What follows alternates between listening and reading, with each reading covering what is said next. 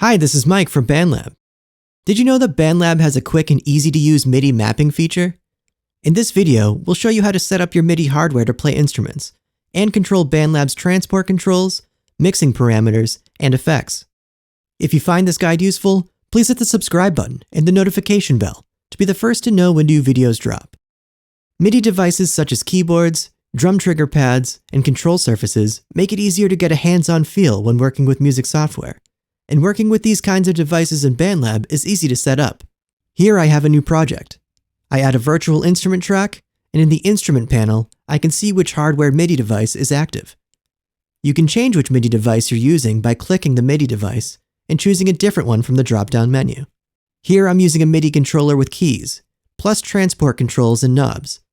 The keys are set up automatically, so I can play the default grand piano instrument right away. Let's use a MIDI controller knob to adjust the track's volume level.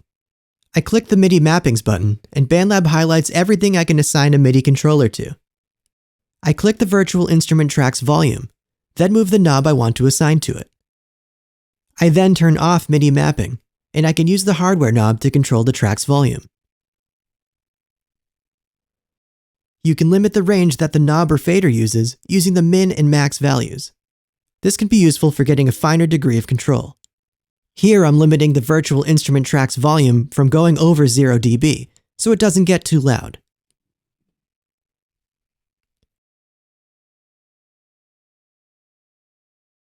If you decide you don't want to use a particular mapping anymore, you can delete it by clicking the trash icon.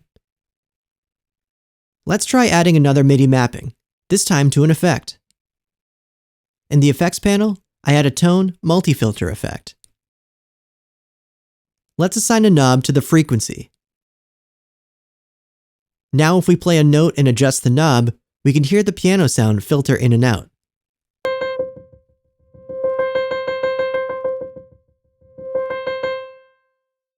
We can record this modulation by activating the ARM Automation Recording button, then clicking Record.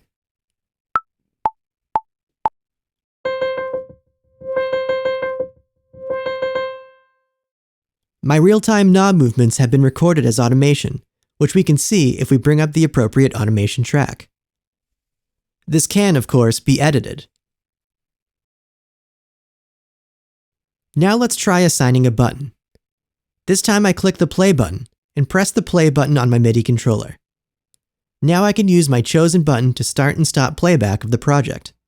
MIDI mappings are saved with the project, but not between projects. So if you start a new project, you'll need to set your MIDI mappings fresh. As you can see, it's easy to use MIDI with BandLab, so go get MIDI mapping and have fun.